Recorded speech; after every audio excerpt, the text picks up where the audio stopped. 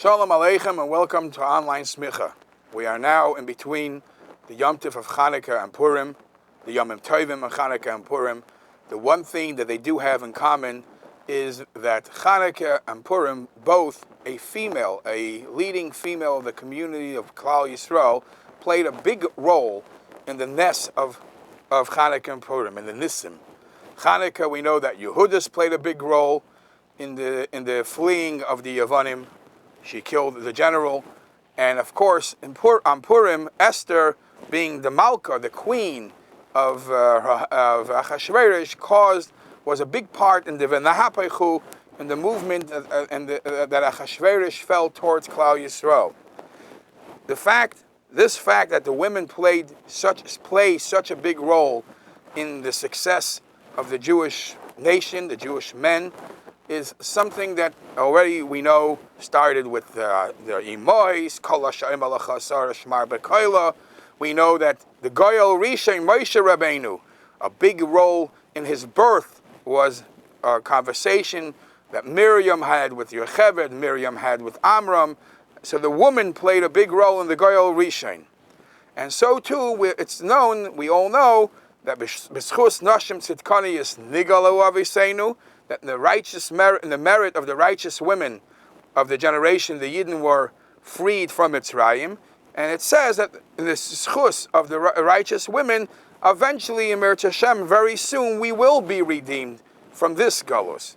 So let's stop for a moment and highlight some of the Jewish women throughout the generations that highlighted and led, perhaps, Klal Yisrael to successful periods of time. We know that the Gemara says in Megillah, the Gemara says that just like there are 48 Nevi'im, there were 48 Nevi'im, men, prophets, amongst Klal Yisrael, the Gemara says that there were also Sheva Nevi'os, 7 prophetess.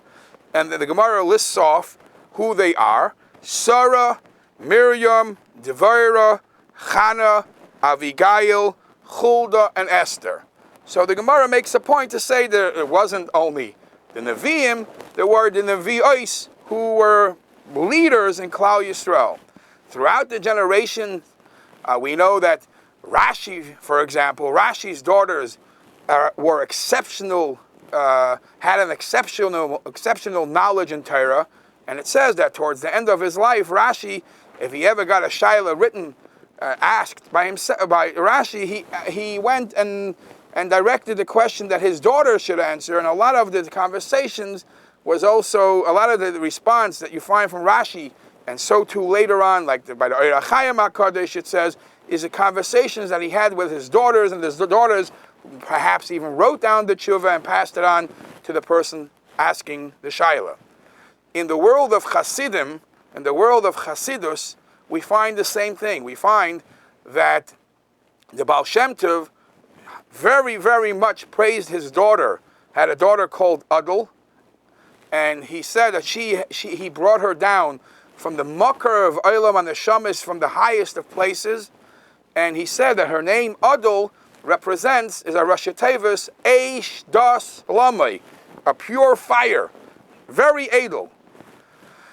The story is told about the Belzer Rebbe, the Sar Shalom for Belz, that he had a Rebbetzin, and once somebody came to ask a bracha from the Belzer Rebbe, and the Belzer Rebbe wasn't available, so the Rebbetzin sees how this gentleman is hurt, and he's waiting. So she asks him, may I help you?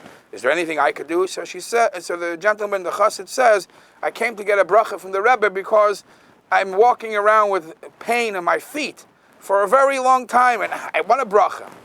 So she says, I suggest that you should try to go to shul every day and light a candle.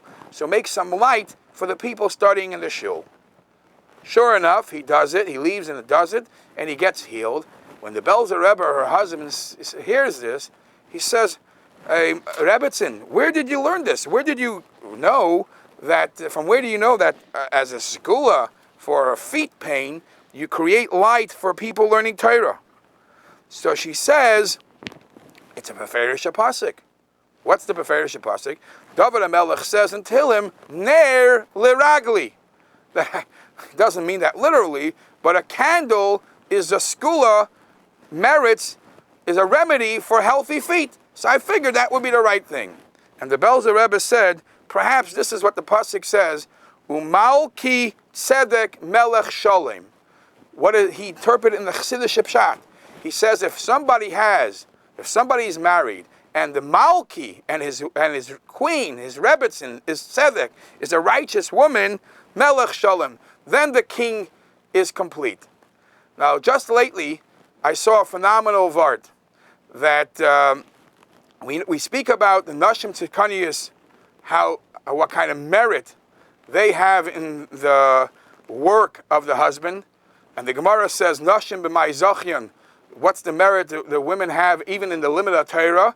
The Gemara says that they push their husbands to learn. La'asid lavai, it says that the Eibishter will make a circle and give every tzaddik shai olamais, 310 olamais. And the question was, why 310? After all, if you count up all the mitzvahs, there are 613 mitzvahs d'oraisa, 7 mitzvahs d'rabbanan, and there's 620. So why you're only giving 310?